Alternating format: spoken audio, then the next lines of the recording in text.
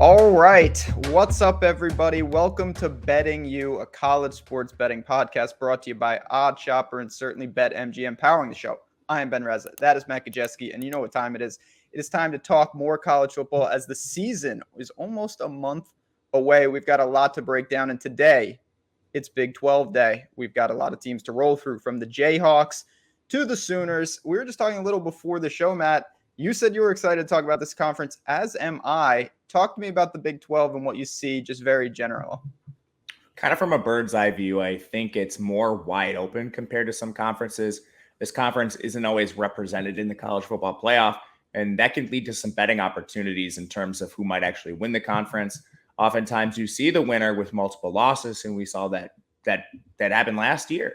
So I think we could see dark horse teams, like Baylor. They had the second longest odds to win the conference, and I don't think that's going to happen this year.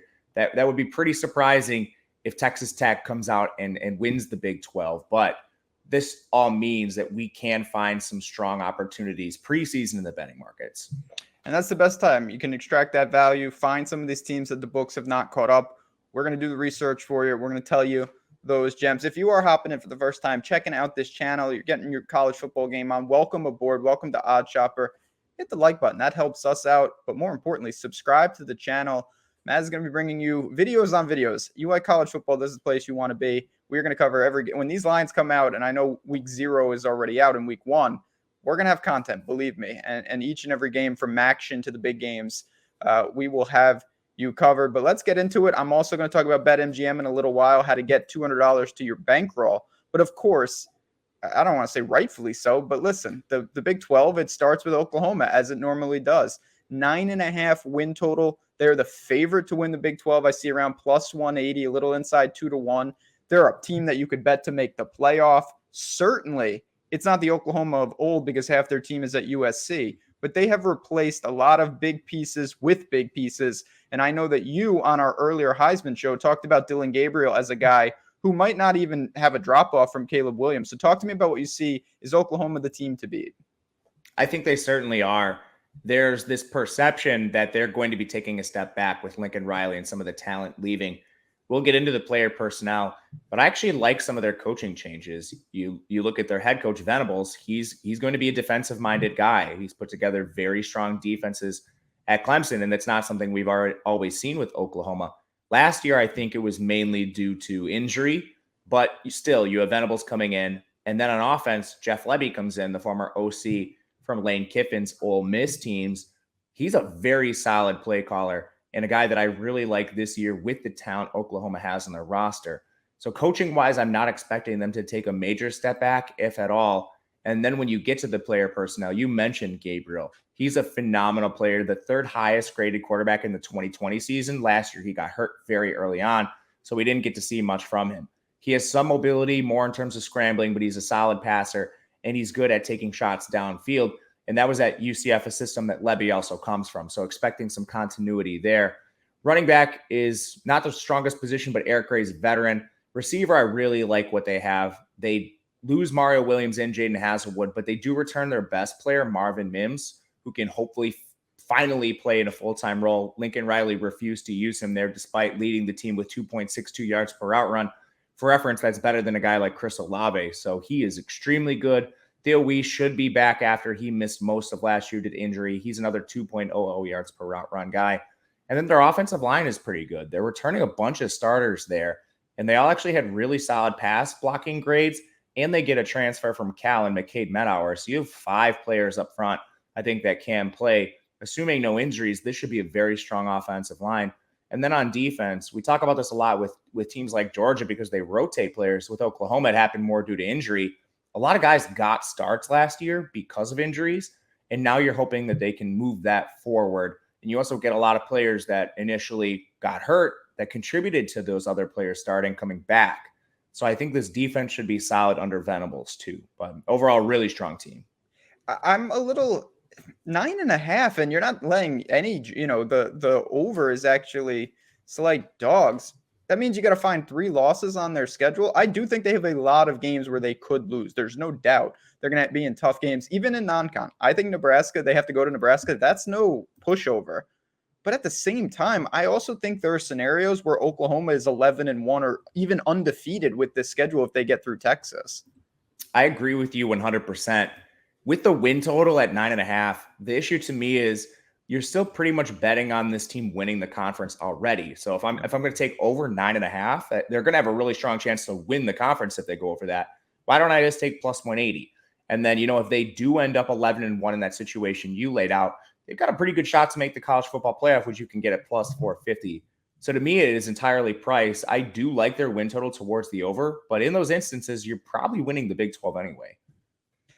I think that's fair. You certainly can go even further, as you mentioned, and even just take them to make the playoff at nearly 5-1. And if they crash, if they're terrible, if they're 8-4 or something, then you're glad you did it like that rather than try to take them on the win total.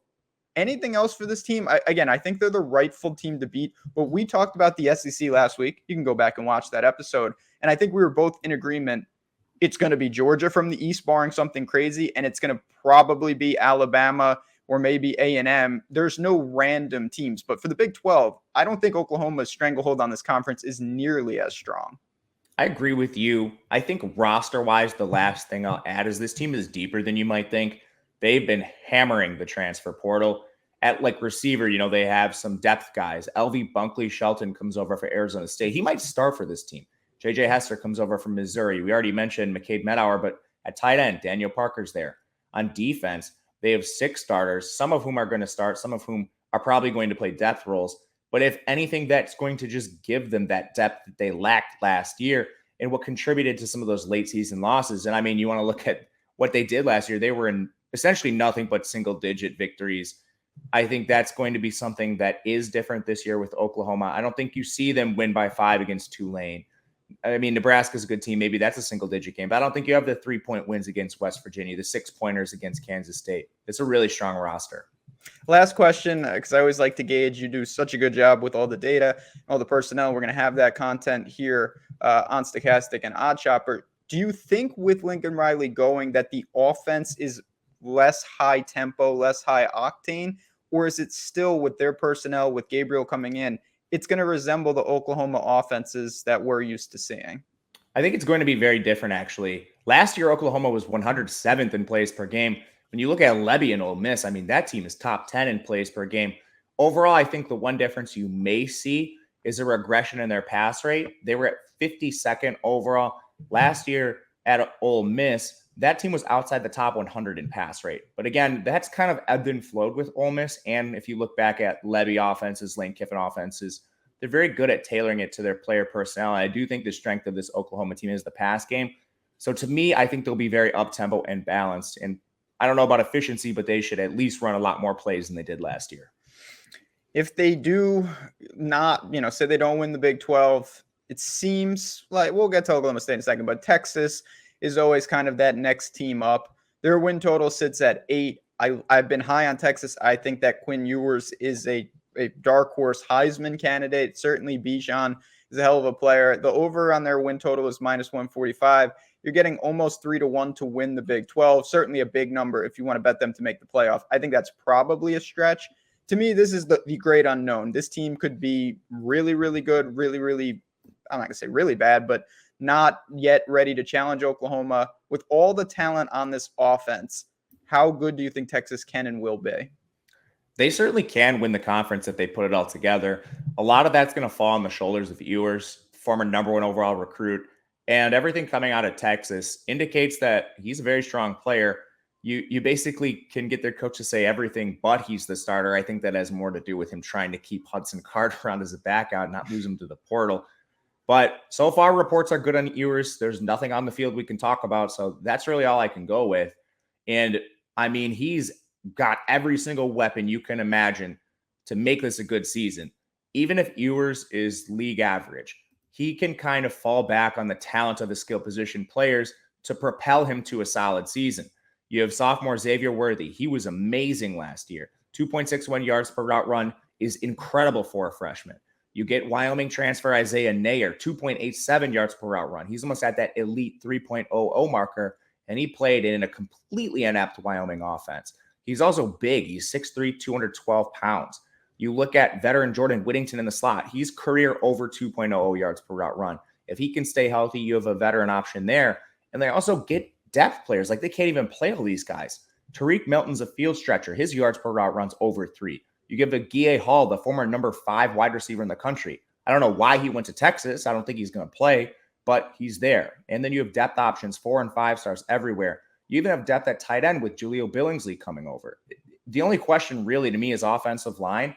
They're losing a lot, and the starters they have coming back aren't the best, but they also have 2 5-star prospects coming in Tavon Campbell and Kelvin Banks, who are probably going to play really early from this team. And then defense is also strong. You have 3 players on the defensive line that were all conference for this team. It's a really good roster, but to me, like, the crux of all that happens with Texas this year comes down to Ewers. Yeah, I would agree, and I'm willing to bet on him. I think he's going to be good. Do I think they're going to beat Alabama? No. Do I think that really matters for their win total? Certainly it has no impact on their conference chances. I'm high on Texas this year. It's a manageable schedule. They do have to go, unfortunately, to Stillwater, and then they get Oklahoma, where they always get them. Those are tough games, but it's still, you're going to be able to drop a couple and still cash this over 8. We're going to get to a lot of teams. This stands out as one of my favorite over-unders in the conference and even in the country. I think they clear this, not with ease, but I think they're getting to 9. I agree with you. I think it's just a little more volatile. So it's not one I have on my personal card yet, but I do think you're getting a pretty good price here. And I mean, the market is moving. The juice is pretty heavy towards the over. I wouldn't be surprised if this gets to 8.5 by season's kick. Anything else for the Longhorns? We mentioned that although Bijan Robinson is a tremendous player, he is simply just not going to win the Heisman. That's just not going to happen, particularly with Quinn Ewers there. I like this team. I don't have a ton to say. I'm interested to see that point spread on September 10th against Alabama. I don't think they can beat a team like that, but it'll be an interesting early measuring stick. It's out at some books. It's 16 and 16.5. Yeah, that's a lot, but it's also probably warranted. Yeah, and it's funny. We gloss over Bijan here, but I mean, that kind of is because there's not much to say. Like, I personally think he's the best back in the country. So I mean, you have the best running back in the country. He's way above average in terms of yards after contact, force per attempt, force missed tackles per attempt, elite numbers. Like, he would have been the number 1 running back in last year's draft class if you look at those. I think the one thing you can say is when he went down last year, Roschon Johnson and Keelan Robinson were also above average. No, they weren't at Bijan's level, but if that happens again, let's hope it doesn't. But if that does happen, I don't think you see too much of a drop off if it goes to Roschon and Robinson. Those are 2 good players as well. Yeah, and I think that speaks a little to the offensive line. If they can replace some of those guys and they have a really effective, this offense could be amazing. There's no doubt in my mind. We're going to see. I think they're going to be pretty good. I trust Texas more than most. I think they are the real challengers to Oklahoma here, but the books have Oklahoma State's win total just a little over at 8.5. It is plus money, so it's about the same as Texas when you really look at it like that. Over 8.5 wins at plus 105. Oklahoma State's always a solid team. It feels like their quarterback has been there for legitimately 10 years at this point. Talk to me about what you see for this team. Can they get there? Are they a serious threat in the Big 12? I don't think they're quite as serious when you look at the rosters of Texas and the rosters of Oklahoma. And with some of their losses, I think I would rather make bets on longer shots if you're looking at just to win the Big 12. But right now, based on everything we have out there from Vegas, this team's going to be favored in more than 8.5 games. So, I mean, if you are betting the win total, it probably is the plus 105. But I personally have some concerns with the roster. I actually like Sanders. He played a little better than I've initially given him credit for. I've kind of knocked him a lot in his career. But going back, he's a player that did have a 75% adjusted completion percentage for 7.2 yards per attempt. So more of a game manager role, but he's mobile too. He had almost 700 rushing yards. They have a great run game, and that's kind of the staple of their team. They lost a lot last year, but I think Dominic Richardson showed out well in a smaller sample. Their offensive line is good. Their receivers are good. They were very injured last year, so staying healthy is going to be key for them. But the real concern to me is they only returned 4 starters on defense, and that's a defense that finished number 3 overall in the country.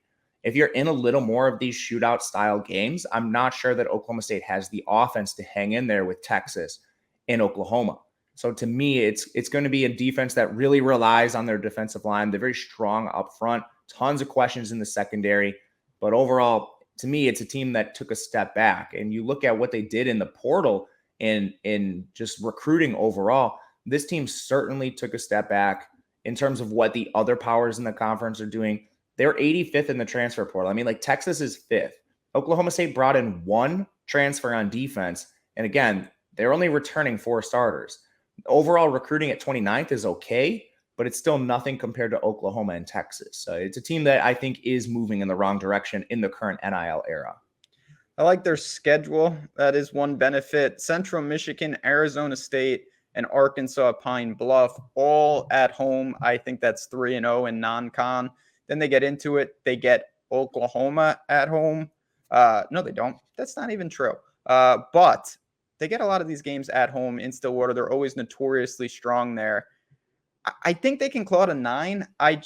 Unlike Texas, to me, the variance isn't there, where I think there's a legitimate chance that Texas is the best team. I think Oklahoma State falls right in where they are, which is the second or third best team in the Big 12 with no real upside to me. They're a fine team. You mentioned the losses defensively.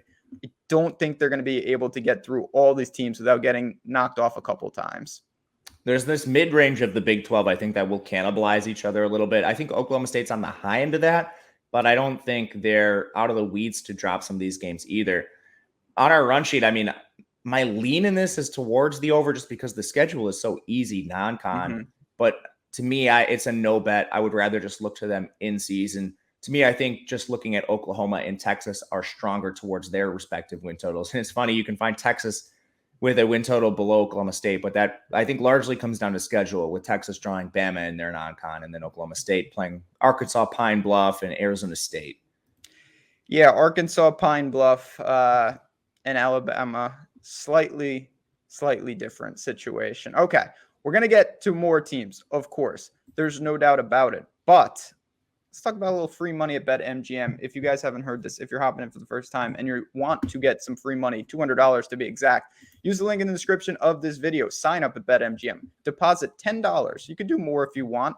Take $10, bet a baseball game. It's that simple. Bet any MLB money line, win or lose. You don't even have to win the bet. They give you $200 in your account. You can take that money and bet any sport you want. We know a lot of people that have taken advantage. A lot of viewers have taken advantage. Some people have taken that $200 and run it up, and now they have a big bankroll. Others have taken the $200, taken a really fun shot and lost, and they've lost nothing for it. They got a free chance at some big money. Really encourage people to do that before the college football season begins, because these offers will not be around. So BetMGM, use that link and get the free money. It starts to naturally regress a little. Baylor is next at 7.5. The under is the dog. Over is at -150. Under at +130 out there. You mentioned Baylor kind of from the clouds last year. Really surprised team. I lost a pretty good amount of money trying to short them at times. I don't really have a great grasp of where they're at or how good they even were last year. Do you think they can rekindle that type of magic, or are they headed for a more fighting for bowl eligibility type season? Yeah, fortunately for you and me both, they were on the right end of a lot of really close games. I mean, they won by single digits against Texas State, Iowa State, Texas, Kansas State, Texas Tech, Oklahoma State. Those aren't all the best teams in the conference. So they kind of clawed their way to 12-2, and I don't think they're going to do so again. But I do like their head coach, Dave Aranda. He's been solid. This team's going to be slow. They're going to be run heavy, and that plays to the strength of their offense. I mean, Dave Aranda this spring takes an incumbent starter, Jerry Bohannon, and then names Blake Shappen the starter over him. I mean, like, usually you don't see coaches do that. They typically defer to the incumbent starters. But, you know, Bohannon now transferred to USF. Shappen, we've never really seen him outside of very small samples, but apparently he outplayed Bohannon in spring ball, which is solid. If he can do that in the regular season, I think you got to have a good signal caller. But the strength of this team is still the offensive line. They're returning 4 starters, and a lot of them are just elite players here. Like Khalil Keefe, his PFF grade was almost 92 overall. That's like NFL draft, like day 2 caliber grades. And the other starters were solid as well. Gall and Gavin were both above 80. So to me, I think this team is probably just going to try to slam the ball down your throat again via the run. They do lose Ebner and Abram Smith, and they kind of have unproven players behind him. Like Tay McWilliams, I think, will be the starter. He only carried the ball 17 times last year.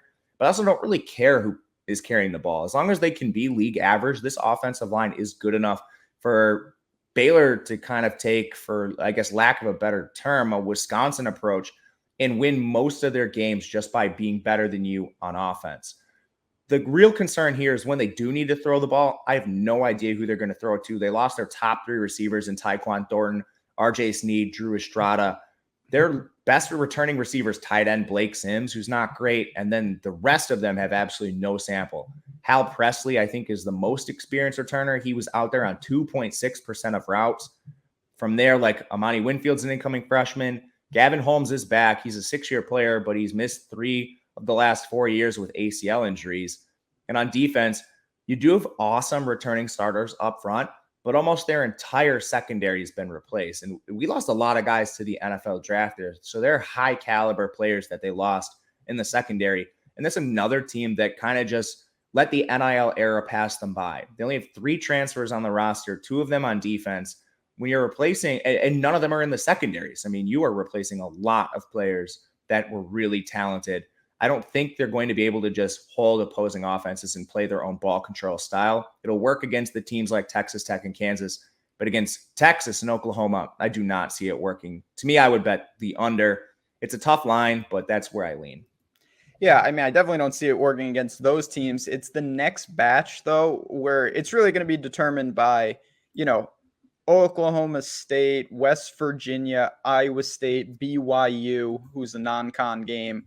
If they can win some of those, I think they're going to have a real shot to clear this. I don't really see that happening. They opened with the old Great Danes of Albany. I'll give them that one. But other than that, it's not the best schedule. And I think we're going to see this. I always bring the ACC because I think they're the best example of this.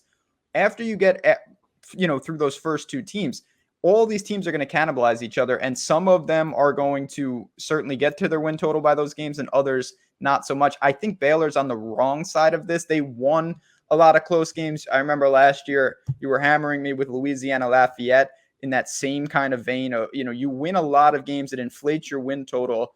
Those are high variance coin flips. When you're winning games by 3-4 points over and over, and they do play a run control style, it ups the variance. You don't really see it. I would lean with you. You're also getting plus 130. That's not nothing. Like, yes, the over is probably favored, but you're getting a nice line if you're willing to short them with plus money here. Yeah, this is similar to Oklahoma State, where it's not a bet for me on my card because I think the win total is pretty accurate here. They're playing a really easy non-con, so you have a bunch of gimme wins here, and it comes down to that mid-range of the Big 12. I understand money's coming in on the over here, but again, thinking this is correct, I would rather take the plus money if forced to bet it, but it's going to be a stay away for me.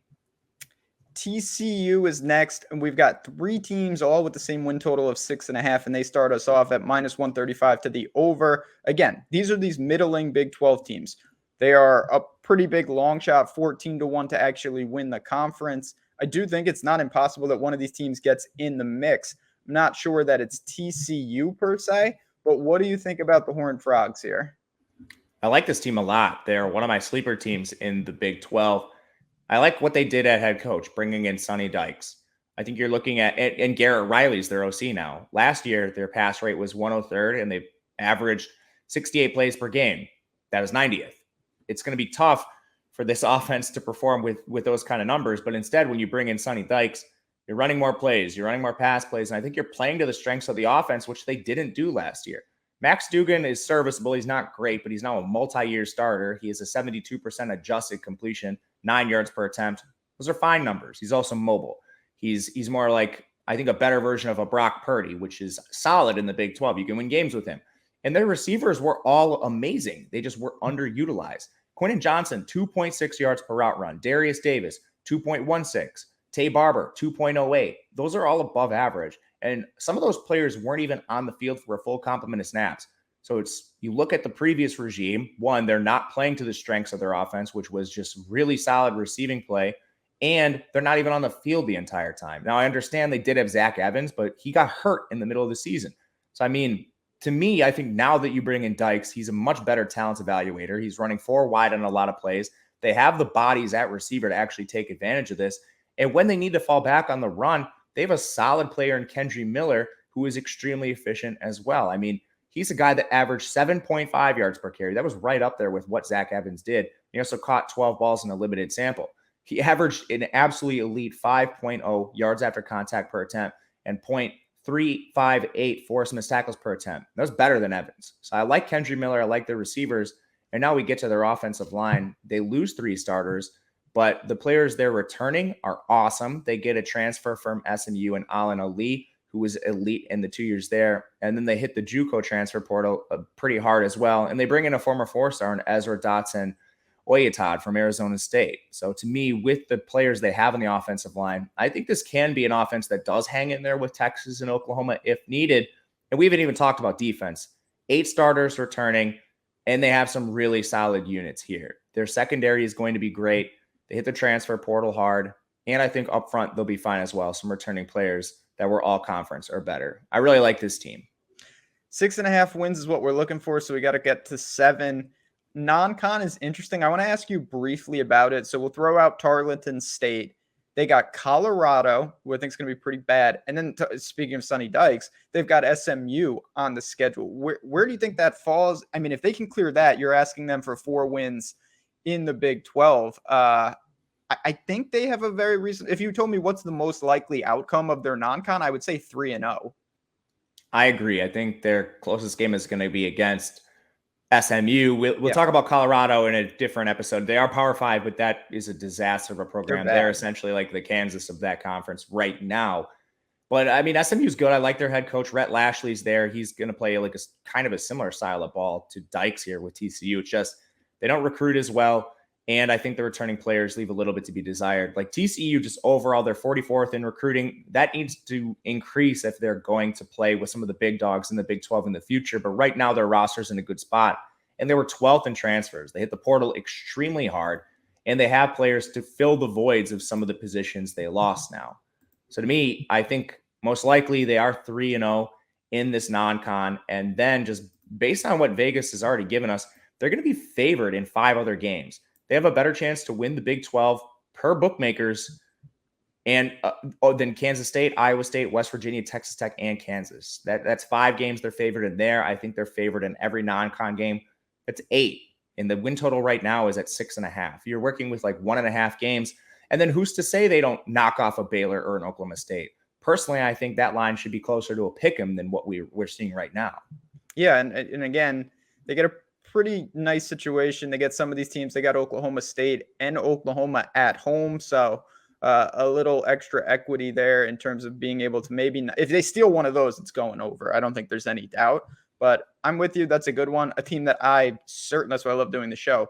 Certainly wasn't as high on as you, but you laid it out nice. I'm just such a Zach Evans fan. I can't think of a world without him. But I'm sure they'll be just fine. And the interesting part about this, you mentioned better odds to win, the conference than some of these other teams, but the win totals are all the same for a team like them in Kansas State, excuse me. I don't know what to do with this team. Again, 6.5 win total. It's juiced pretty heavily, north of -150 to that over. What do you see for Kansas State? I agree they don't have the ceiling to tap into the upper echelon of the Big 12, but do you think that they have enough talent to get to 7 or 8 wins? Talent-wise, I'm going to say no. To me, it comes down to schedule. Like they're a team that's playing South Dakota, Missouri, and Tulane in non-con. They're kind of in the same range as, TCU in terms of win totals and their odds to win the Big 12. So I think they're viewed kind of in a similar regard, but this team has so many questions. And I think the biggest question here is like, this is a non-NIL team. So when NIL is fully underway, we're in the infancy now, but in a couple of years, this team's going to be left behind.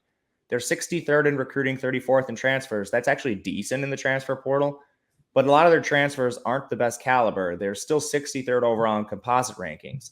This team won some close games last year. They're losing their starting quarterback, Skylar Thompson. I do like who they replace him with. Adrian Martinez gets a lot of flack, but he was actually extremely efficient in Nebraska's offense. And we can talk Nebraska later. That offensive line was one of the worst in the country. So I think a lot of Adrian Martinez's turnover issues came down to pressure. Like when you're getting pressure on every single drop back, eventually you're going to make some bad decisions. I like Deuce Vaughn. I think he's fine. He's a player that actually, this is going to be hard for some people to hear. He's below average in yards after contact per attempt. He's below average in forced missed tackles per attempt. People love Vaughn because he's productive. But the thing is, when you get 400 touches, it's kind of hard not to get to 1,500 all-purpose yards. He's 5'6", 170, so this guy's just going to have limitations no matter what.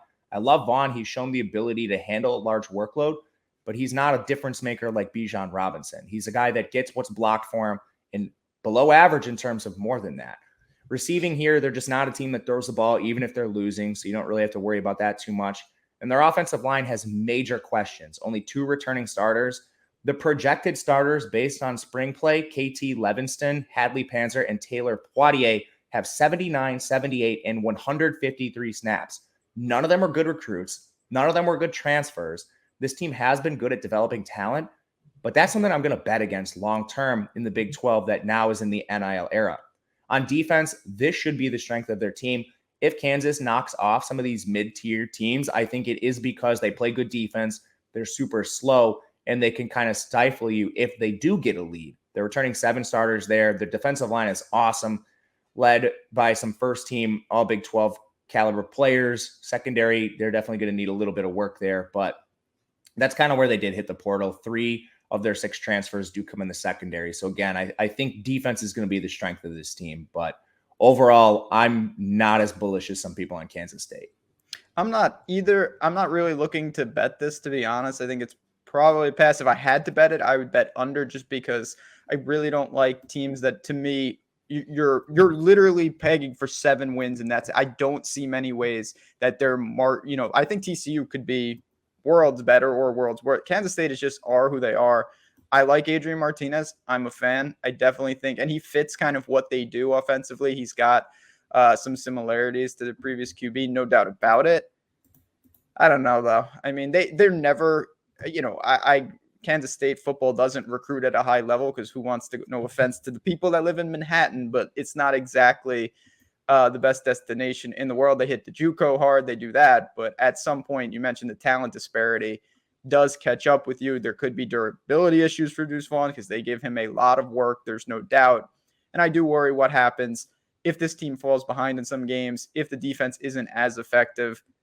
Got to be 3-0 in non-con. Missouri, I think, is going to be a game with them. Got to be 3-0. Need those games.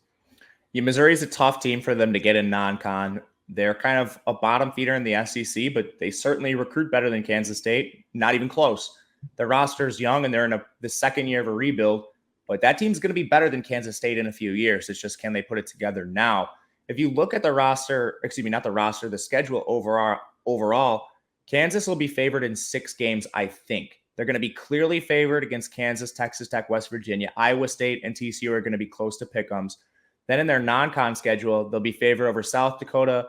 I think they'll be favored maybe within a touchdown to Missouri, probably closer to 5 to 6 points. And then Tulane probably a little north of that touchdown mark. But again, we're not talking complete gimmies. We're not talking 17-point spreads. No. And for a roster, I think that is trending the wrong direction. I'm going to be betting under this, especially at plus money. It is one that I am willing to bet. This is a team I do want to short. Yeah, South Dakota, besides that, there's really no game where Kansas State will be favorite by north of a 10 double digits. I don't really see that. Maybe against Kansas at the end, but I think there's a chance, and we'll get to the Jayhawks, that they could be more competitive than people think. They were last year. So we'll get there. The other team, the third team at 6.5, is Iowa State, who, I could go on a whole show just with Iowa State. They're a team I truly don't understand. 6.5 win total, straight toss up, -110 on both sides. How they lost to Iowa last year, I'll never know. That happens every year to them. I really thought that with all the talent that they had, that they could really do something, and they just were never able to really put it together. What's left for them? Of course, they draw Iowa in non-con again, Ohio and Southeast Missouri. That's an interesting one. Then they get into the thick of the Big 12. To me, they're another team that I'm not overly high on, but are you? I'm not. They're another team kind of taking a lackadaisical approach to NIL, and these teams are going to be punished eventually, actually maybe sooner rather than later. 108th in transfers, 39th in recruiting. That's solid, but only 2 of them are 4-star caliber. One of them is pretty much an at-home kind of guy. So the strength of this team was defense last year. They were 20th overall in the country in terms of defense. Now they're returning 3 starters. One of them is an All-American in Will McDonald. So, I mean, we do have to say that the guy's an absolute baller, but you're replacing 8 starters. And a lot of that's coming in the secondary. Some of it's coming up front. You're just not going to be able to win games with defense anymore. Not to mention you lost your veteran quarterback. Now, I don't think Brock Purdy is anything special, but he's a veteran that can take care of the ball in this conference. Their replacement is Hunter Deckers, who's a former 4-star recruit. We just have no idea what he is at this point. So he's kind of like Ewers, where he's hard to talk about, but he allegedly is a dual threat. And then I'm surprised they didn't take a more proactive approach trying to replace some of their dudes. They must have seen a lot from Jarrell Brock in camp because, I mean, this guy last year at 174 yards on 37 carries, which honestly isn't very good for college. But now they're just giving him the keys to the offense. And behind him, you're not talking about any like really high-profile players. Receiver, you're leaning a lot on Xavier Hutchinson. This team made a terrible personnel evaluation, putting Jalen Noel, who had an average of 1.25 yards per route run on the field, over Tariq Milton, who was over 3. I mean, Noel was a freshman, so there's a lot of room for a step forward. That just because he wasn't good last year doesn't mean he can't become good. But, I mean, that was a terrible player personnel evaluation. And that's the main issue with Matt Campbell and this team is he sometimes makes these really good decisions and develops players into NFL talents. And other times he can't even get the right players on the field. The offensive line is also a question here. They lost 2 starters here. The rest of the unit is up and down. Some of the players very good. I like Trevor Downing. He's a solid pass blocker. But, I mean, Daryl Simmons was bad. Jared Huford was kind of in the middle. Their replacements are guys that have 52 snaps and Jake Remsburg, Tyler Miller, who played 82 snaps. I don't think they're going to be able to run the ball as well, and they already weren't very good at that last year. You can look at Breece Hall's efficiency numbers. Not bullish on Iowa State. I'm not really either. I'll just throw one more personnel, Charlie Kohler, who was a big part of this offense. I believe he is in the NFL now. It's just not great. And Brock Purdy, I'll kind of echo what you said. Is he the best player I've ever seen? No. But he also led that offense. I thought he was more than serviceable. I didn't think their kind of lackluster showings were all his fault at times. I really didn't. I thought there were larger issues for this team. And Iowa State, to me, and I'm kind of a pseudo Cyclone fan. I root for them a little bit. I like this team. I like this program. Felt like they built up to something and were never able to really materialize. And now they're going to have to do it again. I think they're kind of on the wrong side of it, though. I don't see a lot here. The schedule is the schedule. I mean, the Big 12, that's one cool thing about this conference. I kind of like this. I was going to ask you this at the top. Unlike the SEC, where we're talking about like, oh, they draw Vanderbilt from the other side.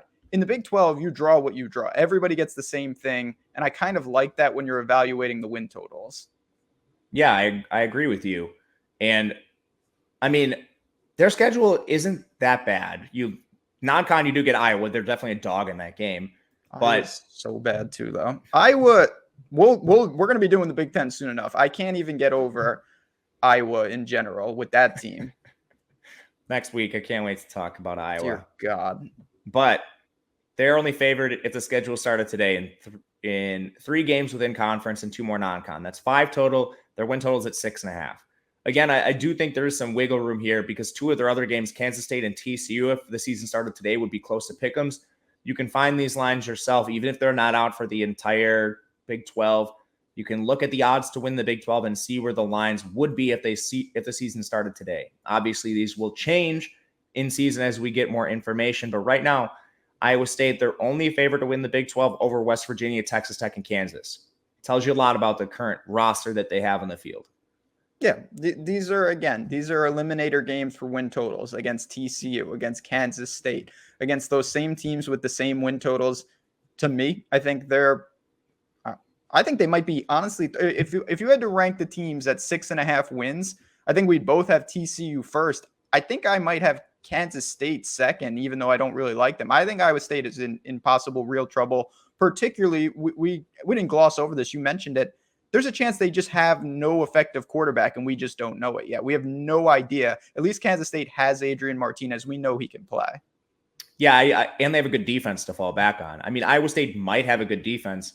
That's the thing. They're returning 3 starters, and I love Will McDonald, but he can only do so much as one player. Now, Matt Campbell does have a reputation for developing players, and particularly so on defense. But again, you're asking a lot for 8 players to come in with some level of development who haven't played much in their careers. So to me, I would take Kansas State over Iowa State. TCU far and away ahead of both of them. Great. I definitely agree there. I think TCU belongs in the discussion with Baylor, not with these teams. When you're talking about ranking the teams in the Big 12, does West Virginia belong in the discussion with Kansas State and Iowa State? Because they're at 5.5, a slight juice to the over for their win total. And this is another team. Obviously they've got some issues. We've seen them, the Fighting Letty Browns in recent years. What are they going to be this year? Not the easiest starter. They open with Pittsburgh, which is definitely an interesting game. Then you've got Towson on the schedule as well. A little different type of schedule for the Mountaineers. What do you see here? Virginia Tech as well. This team is a team that has like a lot of pop potential when you look at them and what they did to their roster. Now, their non-con is not easy outside of Towson, but Pittsburgh, I actually bet West Virginia in week 1 already. I got them at 6.5. It's down to 6 in some spots. So they are taking money. Virginia Tech is one of the worst teams in the ACC. They're not going to be worse than Duke, but their team is going in the complete wrong direction. It's a rivalry game, so it's tough for Virginia Tech to get it this year. But overall, I do think that, you can see it already. They're 6.5 point, I guess I should say 6-point dogs now to Pittsburgh. I think they'll be favored over Virginia Tech, but it's still not the same level of schedule as like a Kansas State or something. They're not cupcake games. You could see them 1-2 in non-con, which isn't good. But I still think there's a chance they beat Pittsburgh outright. I think they're going to be favored against Virginia Tech. And then they're a team that could be towards the Iowa State, Kansas State group when you look at what they did to their roster. They brought in JT Daniels from Georgia. He's been dealing with injuries really through his entire career, but the efficiency numbers are solid when he's on the field. He's certainly an upgrade over Jared Deggy, who is a pure pocket statue. And he came from the MAC. That's probably where he should be playing, and now he's over at Western Kentucky. That's more of the level of competition Deggy needs. Daniels is a Power 5 quarterback, and he does have weapons to take advantage of. They do lose some players like Winston Wright, but Bryce Ford Wheaton is back. He's kind of a boundary specialist. Caden Prather, former 4-stars, entering his second year. Sam James appears finally out of the doghouse. I thought this guy was poised for. I remember his breakout season where he had 69 catches in 2019. And then we're like, all right, Sam James stepped forward, and then he hit the bench for whatever reason. But he's there. He's still there. And the biggest thing here, all 5 offensive linemen returning. All of them had pass blocking grades at PFF above 70. So none of them are like in that 90 range where you're talking about elite NFL players, but everyone's above average. And that's what we want to see for the offensive line. And one of the biggest keys for a unit going from one year to the next is that continuity and getting the additional year of experience. So I think this is a very good offensive line. They don't really have a good running back right now. Letty Brown left. Lynn J. Dixon tried to transfer here. He must have got beaten out by somebody. So Tony Mathis is in the driver's seat. But, there was some kind of funky situations last year with the West Virginia running backs. Like they did have a 4-star recruit in Jalen Anderson, but he had an enrollment issue, which you don't see a lot. So he actually didn't get there till they were playing games. Now he's actually had an offseason with the program. So, a 4-star on your roster, he could take a step forward. And then on defense, we didn't talk about defense yet. 4 returning starters, almost all of them are up front, and it's a strong unit up front. Dante Stills is the guy I want to highlight here. He's first team All Big 12. A lot of returning starters. Their secondary is completely remade, but they hammered the transfer portal. They got 5 starters potentially just in the transfer portal. And some of these guys are solid, like a Jasir Cox coming over. He initially played at North Dakota State. He's extremely versatile and has played all over the formation.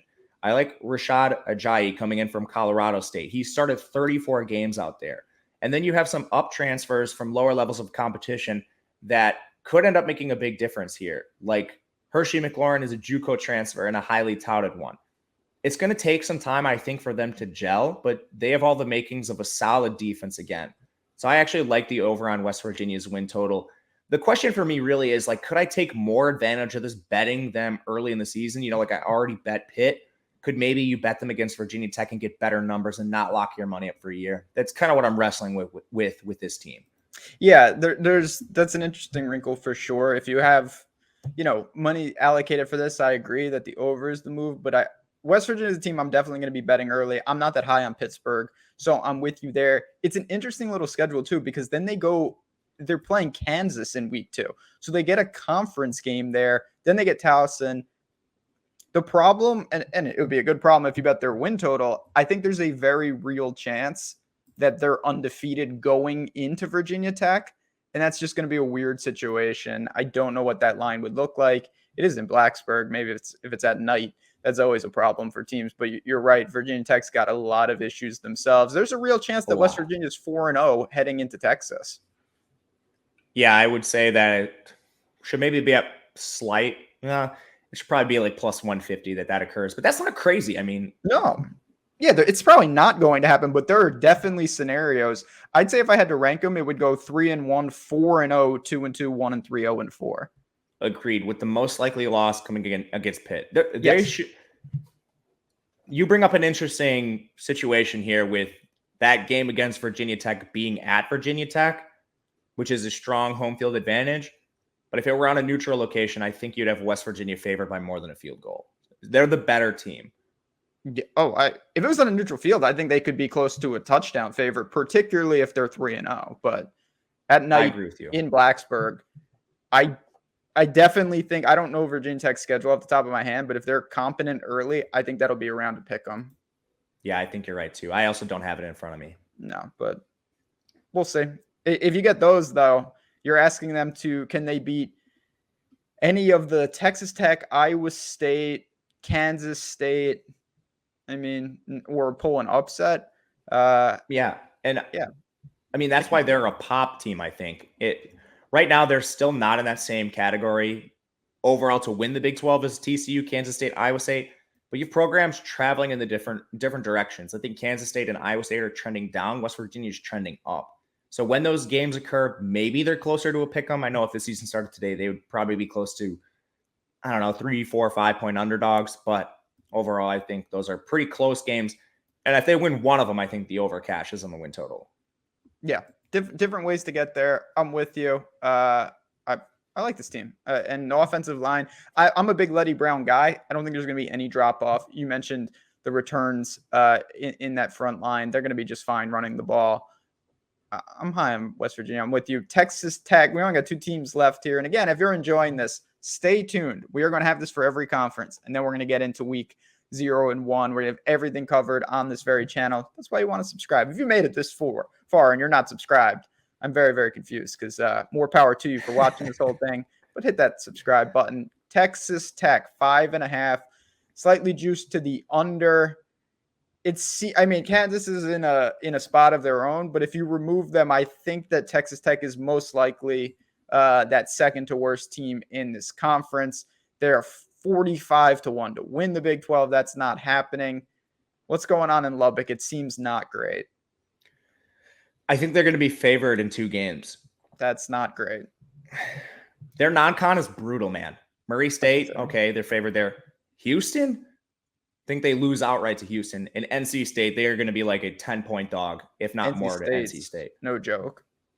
And then you play the entire Big 12 schedule. So, I mean, like Houston and NC State, just brutal for non-con.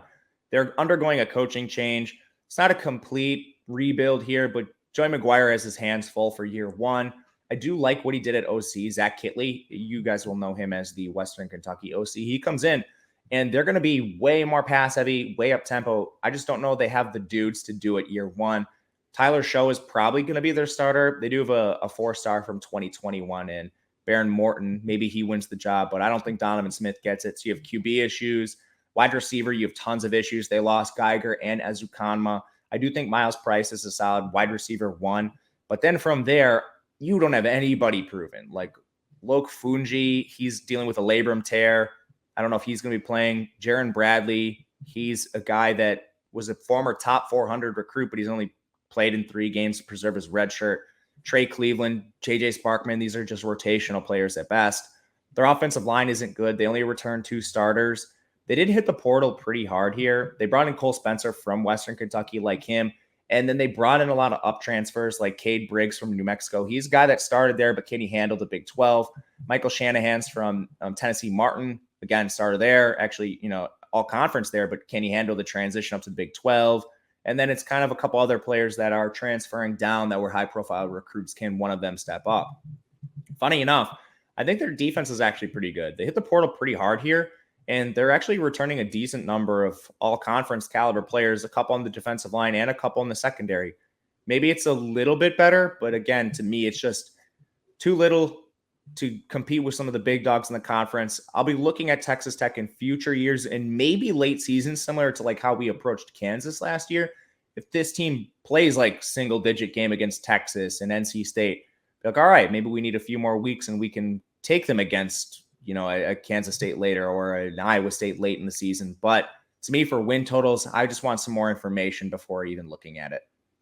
Yeah, I'd agree. I think this is the type of team that we could see them like 8-4 against the spread and 3-9 actually straight up. I think they could keep some of these games close. Houston, NC State, you mentioned that. Then they get Texas, Kansas State, and Oklahoma State on the road. There's a very real chance they're 2-4 heading into the final 6 games of that schedule, and that's going to be tough. It does ease up in the middle there, but if you're 2-4, you're walking a pretty tight rope to get to 6 wins. Don't really see it.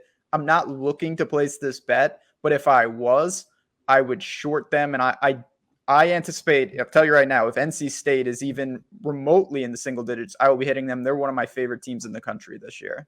Yeah, love NC State. We'll talk about them. I think they're a dark horse to win the ACC this year. So, and you have to go there. Like Texas Tech is going there. Yeah, no, it's bad. That's a lot. They're even Houston. We talked a little bit in a previous episode about Houston, how they're going to be, Cincinnati's going to have their hands full with Houston this year. So you really aren't getting any favors. Yeah, Murray State's a freebie, but that is it. And even Kansas, who we're about to talk about right now, it's not impossible. If Kansas wins a game in the Big 12, not saying it's definitely against Texas Tech, but it's certainly possible that it is them. And Kansas is in a spot of their own. If you got $100 that you want to donate to society, you'll get back $25,000 if Kansas wins the Big 12 if you place that bet. The problem is they're probably going to win 0 conference games, and that makes it tougher. 2.5 is their win total. I love talking about this. Over is at -135. Under is at +115. Kansas last year was way better than I thought. They were competitive, but will it translate into more wins this year? Yeah, their coach, he was a first-year coach. He recruited at the 63rd highest level in 2021, which is a solid recruiting class for Kansas. This year took a major step back. They went to 117, but that's not all bad. They kind of took a more NIL-centric approach where they're sort of privileging the transfer portal, and I'd actually like your opinion on this. So, like Kansas, when they recruit, they're going to get maybe 5 players in the top 1,000. 1 4-star, 2 4-stars if they're lucky. They have no 4-stars this year, and they have 2 recruits in the top 1,000. So I think doing what they are, which is, okay, we're going to take a lot of down transfers. We're going to look at 4-stars. This is just an example, but from Alabama that are buried on the depth chart, and we're going to take them and try to play them. That might be the best approach for this team long-term, is hitting the portal in the NIL era. Kansas does have money. They're one of the best basketball teams in the country. That's not here nor there. But what I'm trying to say is, for players that are considering NIL options, it's not like we're considering Vandy or some team that is going to struggle with NIL to battle in the portal. Kansas does have support. It's just I'm not sure if they are taking the right approach. I kind of like it. What do you think? So you mentioned there's just no possible way outside of an outlier that they're going to just straight recruit. Forget 5-star, even 4-star players. So to me, and we've seen teams do this, whether it's the JUCO route, whether it's guys who maybe got in some trouble, maybe it's guys buried on the depth chart. You have an opportunity now to get access to recruits that you never would have got in the first place. And I think for teams like this, I would take the quantity approach, bring in as many of them as possible. A lot aren't going to work out. If you can extract even a handful and get the depth up, I think this guy knows what he's doing. He's the former Buffalo coach. I liked what they did. It's just, again, a schedule issue with them, because just like last year, they played South Dakota early. They played Tennessee Tech to open the year. They obviously have to win that game. I don't really know what else happens. They have Duke. You got to win that, even if they get those. So now all you need is a half a win. You need one more win on that schedule. Where does it come from? Not Houston, who is their third non-con No, game. definitely not Houston. Iowa State, like Kansas is at home to Iowa State. The problem I have with this, and I'll pass it back to you, their home games are against some of my favorite teams in the Big 12. And I obviously think they're more likely to win a home game. Their home games, Texas, Oklahoma State, TCU, and Iowa State. I don't know about that. Iowa State seems like the one that they really have the best shot at.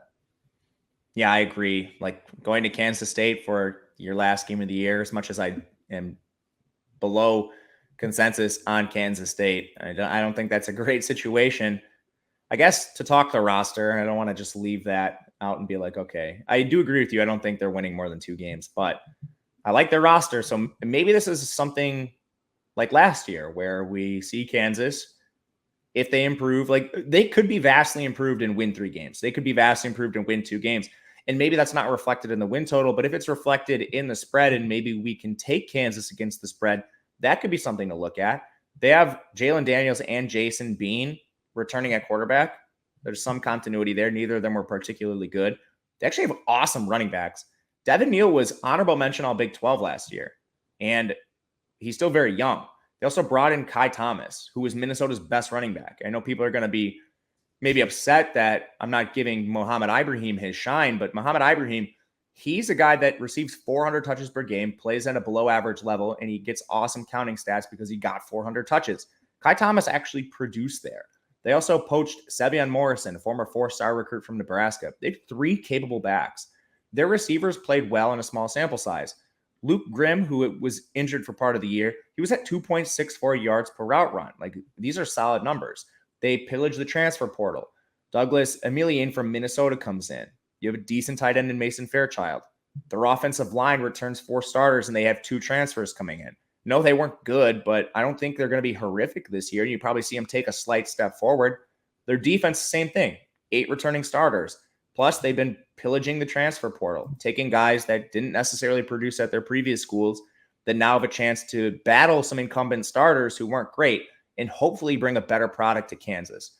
No, I'm not expecting it to end up being reflected in their win total, but I think they're taking a solid approach to the current climate that Kansas is dealing with. I don't think this is one to bet personally. I don't really see them getting to 3. I'm not looking to mess around. What I want to do is take the temperature after week 3.